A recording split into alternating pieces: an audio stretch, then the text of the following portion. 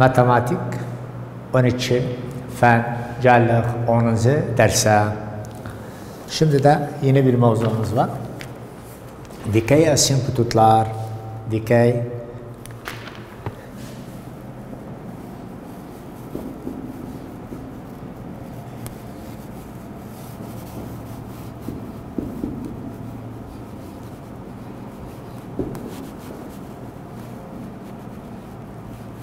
dikey asimptotlar.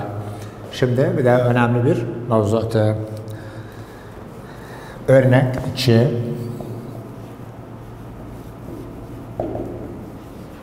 Örnek 2. Sayfa.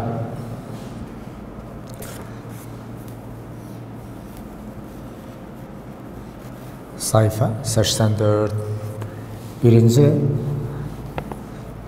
f of x bir böyle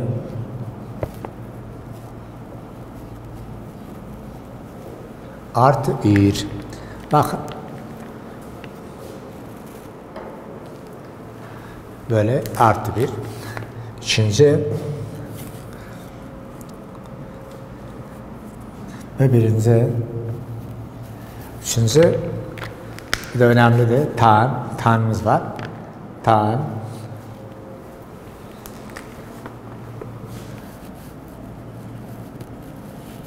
f of x eşittir. Bir böyle tan x. Bir böyle tan x. Bakın nasıl dikey asimptotlar bulunur. Nasıl dikey asimptotlar bulunur. Cevabı aşağıdan aldık. 2 x artı 1 eşit ederek 0'a. 2 bölü 2'ye ne kaldı? X artı 1 eşittir 0. X eşittir neye? Eksi 1. Bu ne? Dilir. Dikey asimptot. Ne dilir? Dikey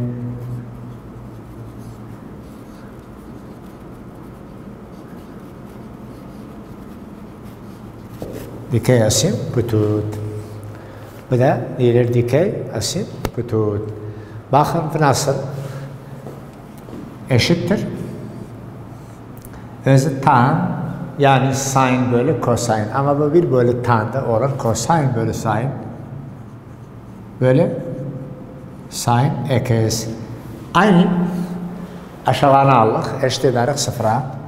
Sin x eşittir 0. Ne zaman sin 0 olur? Kuralımız var.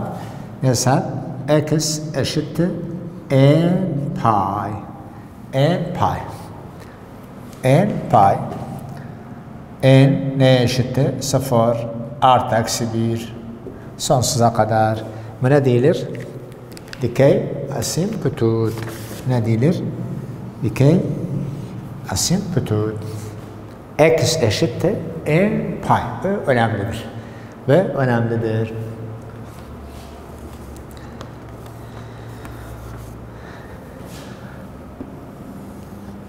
Bazı defa öğren bir bölü sin aynıdır, cevabı aynıdır. Aynı cevabı var. Bakın bir örnek. F of x tan x. Bakın bu nasıl olur? Olur. Sin böyle kosin x. Aynı kosin x eşittirsen 0'a. Ne zaman kosin 0 olur? Kuralımız var. Yazarak x eşittir pi bölü 2 artı n pi. Bu da olur. Bakın. Bu da önemlidir. Bu ne de değildir? Dikey asimptot. Bu ne de değildir? Dikey asimptot.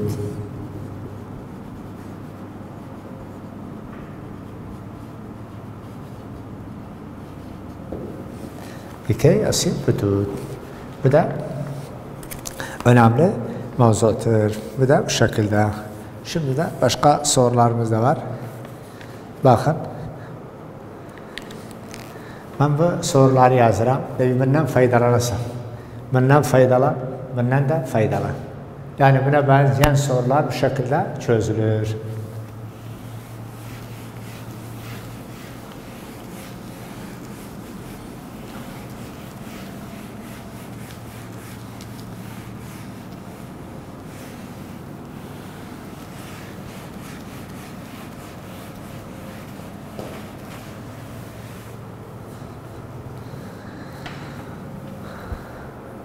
Şimdi Cəlal, bu da örnəkimiz var. Örnəkdir, sayfa 85. Örnək.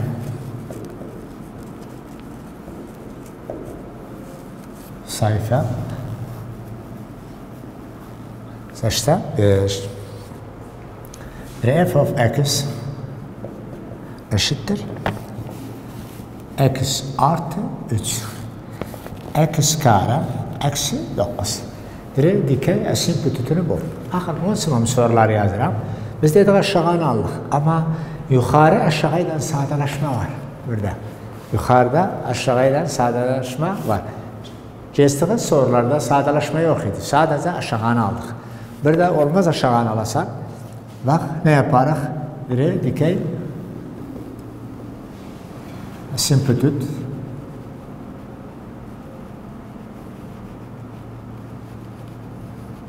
Dikey asimptot bul. Ne yaparım burada? Bakın.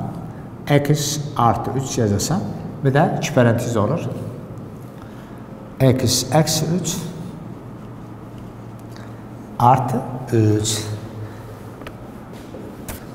Bakın burada bu bununla sadeleşir. Bir de bununla sadeleşir. Yani ne kaldı? Bir böyle x eksi 3. Yani bak bunlar, bu sorular biz olmaz biz sadece aşağıya alalım. Yukarıda eğer sadeleşme varsa sadeleşsin. Yani bir dikey asimptotumuz jetti. Ne kaldı? Eğlenceli burada x eksi 3'e alsan eşittir neye? 0'a. O zaman x eşittir neye? Bak bunun bir dikey asimptot var. Eğer burada alsaydık sadeleştirmesek 2 tane var. O da yanlış olur. O da yanlış olur. Bu da buna da deyilir dikey asimptot. Bu şekilde. Bak her mevzudan önemli soruları sizler için yazdıran faydalanın.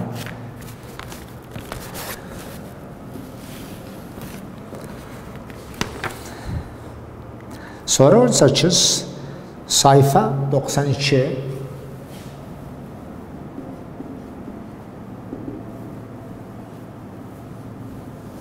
Sayfa 92. Verilir x yaklaşır z gx eşittir 2 bölü 3. Limit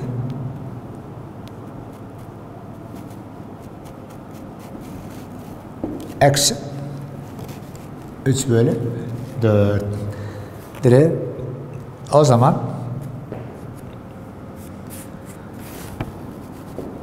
O zaman birinci limit x yaklaşır z, bakın f(x) gx ve ne mana söylenir? Yani iki fonksiyonu çarpıyla. İki fonksiyonu çarpıyla. Limit f'e kaçıdır? Limit g'ye kaçıdır? Limit f'miz ne kadardır? Eksi 3 bölü 4. Limit gx'imiz ne kadardır? 2 bölü 3. Yani biz ne kullandık? Eksi 3 bölü 4 çarpı 2 bölü 3. Bu da sadeleşme var. Bu bununla sadeleşir. Bu da bununla sadeleşir. Ne kaldı orada? Eksi 1 bölü 2. Bu da eksi 1 bölü 2. Yukarıda eksi 1 kalır, aşağıda 2 kalır. Yani bu oldu.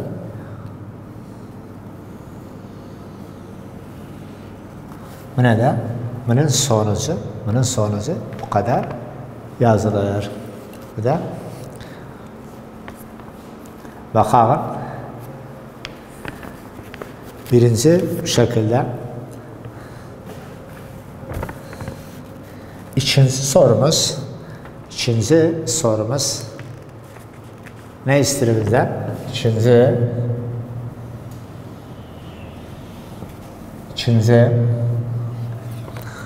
bir limit x yaklaşır bize f x artı 2 gx. Bakın. Biri bunu bu. Limit f'miz ne kadardır? Limit f aralarında artı var. Yani toplayarak g'kanı da çarpıyla açıyor. Limit f'miz ne kadardır? Limit f yazarsan eksi 3 bölü 4 artı 2 çarpı ve g'k ne kadardır? 2 bölü 3. Bak bu 2'ye kalır. G yerine 2 bölü 3 koyduk. F yerine 3 bölü 4 koyduk. Eder. Eksi 3 bölü 4 artı 4 bölü 3. Dipleri birleştirerek dipler olur. 12. Bunun çarpımı eksi 9 artı bu çarpımı 16 eşittir. Bu da 12. 9 c'sine kalır. Eksi 7. Bu da bunun sonucu bu kadar çıkar. İkinci sorumuzun da limiti çıkar. Eksi 7 bölü 12. Bakın bu sorulara benzeyen gelir. Yani bu şekilde çözülür.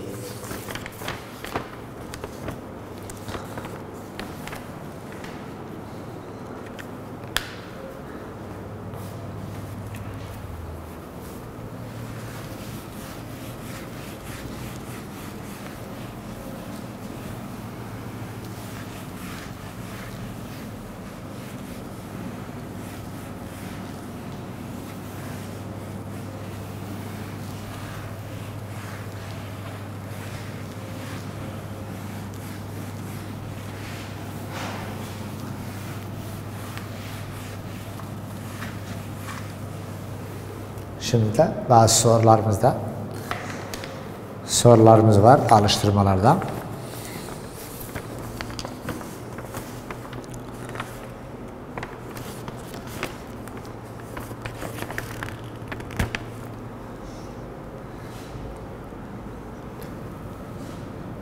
Sonra 44 sayfa 93 f of x 1 artı 2 bölü x. Ne istiyor burada? Dikey açı kütütünü bul. Bak bu da sorudur. Alıştırmalarda bu da önemlidir. Dikey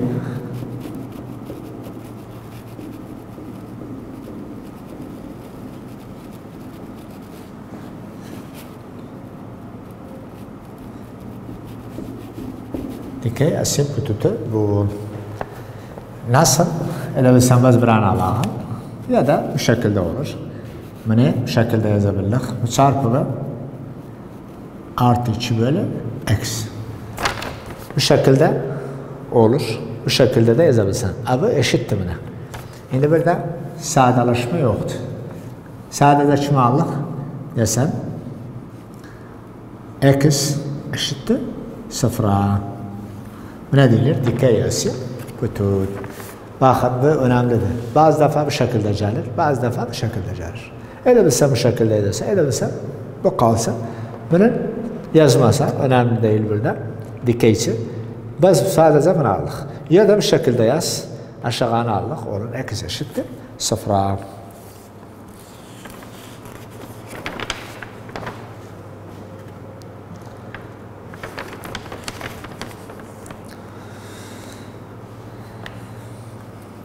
Bu da önemli bir sorudur. Soru 47. Soru 47 sayfa 93. Biri f of x eşittir. Bir bölü. Yani burada pi x'imiz var. Biz yazdık sin x dikeyin taptık. Ve de diri dikey asimtotunu bul.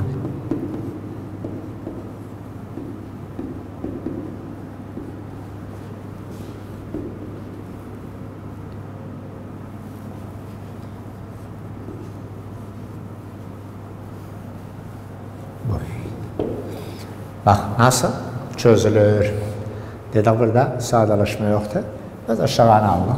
Olur sin pi x eşittir sıfıra. Bakın burada bir payımız var. Bizim kuralımız var. N pi. Burada yazarıq pi x. Burada ne var ise hamsini yazarıq. Eşittir n pi. Bakın n pi. Bu kuraldır. Sin'in dikey asimtotunda sadece bunu yazarıq. Biz burada ne var? Payımız var. Ne var ise yazarsan.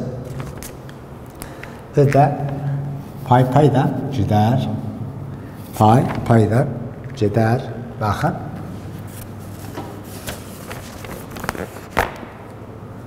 Bu da paydan ceder. Ne kaldı? Ne kaldı? X eşittir. O zaman x eşittir. Buna da deyilir dikey asimtot. Buna da deyilir dikey asimtot.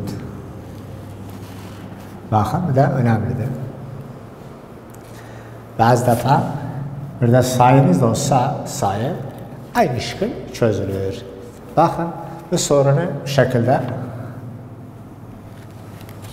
aynı soru f of x eşittir bir bölü sin 2 pi x.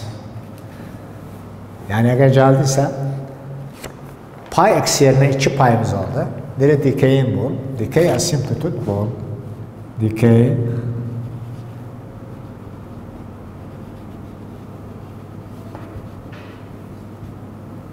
bul. Dikey asimtototu bul. Aynı sin. Aynı bunun bu sorunun çözümü gibi. Yazarıq sin 2 pi x eşittir sıfıra. 2 pi x eşittir n pi. Bakın neye eşittir? N pi. Burada paydan gider. Paydan gider. Ne kaldı? 2x eşittir n. Böldük 2'ye. O zaman x eşittir 1 bölü 2 n. Bakın buna da bilirdik ki asimtot. Yani onun gibi örneği, buna benzeyen örnek yazdım. Yani eğer 2 olsa bu şekilde olur. 3 olsa aynı şekilde olur. Bu da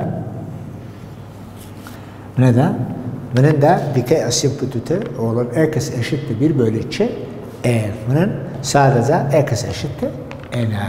Bu da bunun. Şimdi de gelin bazı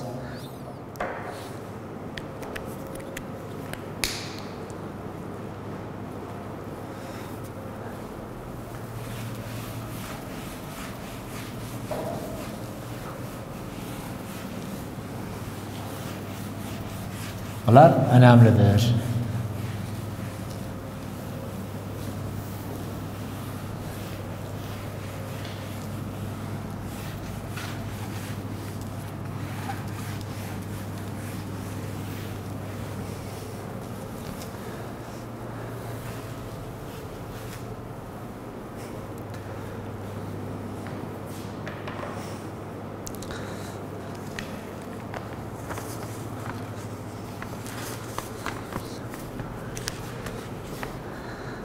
İki önemli sorumuz var alıştırmalarda.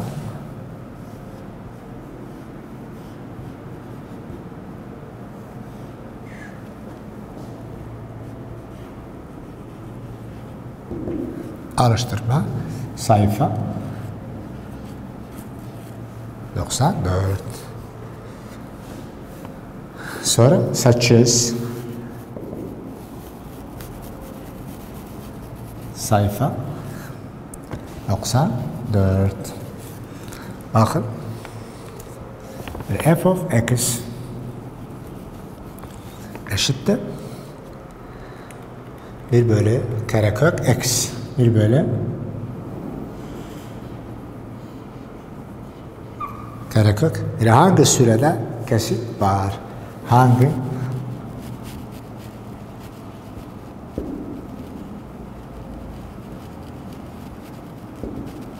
kesit var?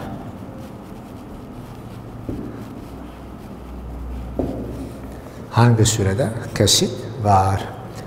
Bak seçmelerimiz var burada. A,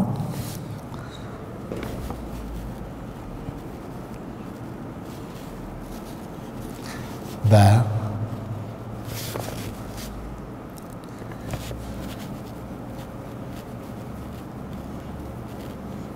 C,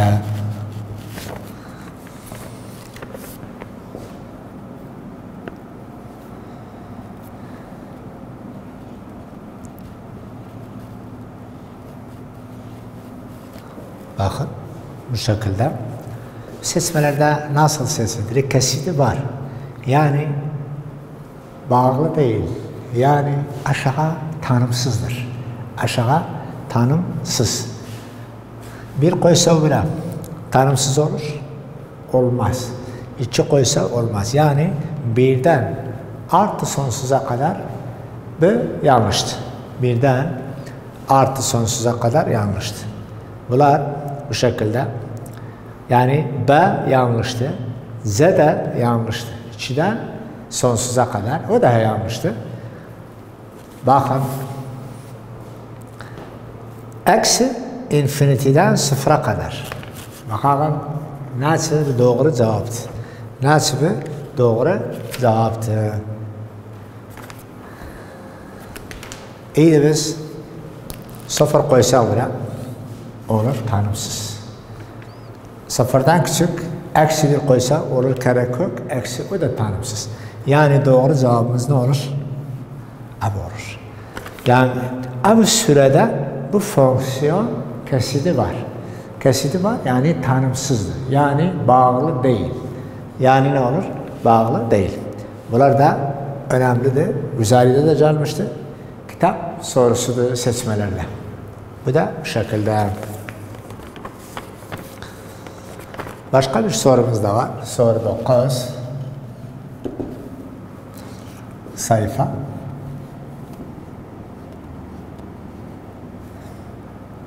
Doksan 4. F of x eksi 1 hangi x değerlerinde hangi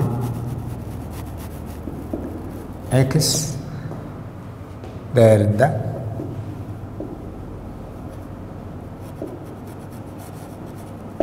hangi x değerinde kesit yoktur. Kesit yoktur.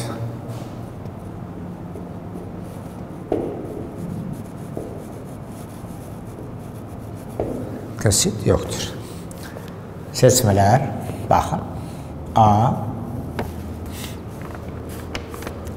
x eşittir 1 B x eşittir 0 Z x eşittir eksi 1. Burada x eşittir eksi 1. Bakalım hangi x değerlerinde kesitimiz bir kesit yoktur. 0 koysak ne olur? 0 koysak 1'e bakın.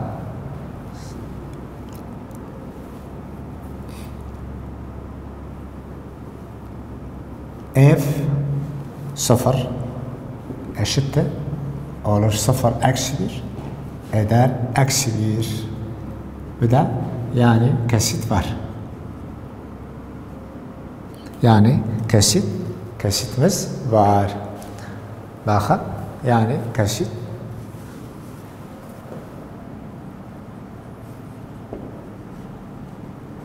Yani kesit var. Çünkü gerek yok. İçinde eksi varmış. Kesit var. F eksi 1 eşittir. Eksi 1 eksi 1 olur. Eksi 2. Bu da kesit var. Bakın yani BK yanlıştı. ZK de yanlıştı. F1 eşittir 1 eksi 1 eşittir neye? 0 eşittir 0. Yani x eşittir 1'de kesit yoktu. Kesit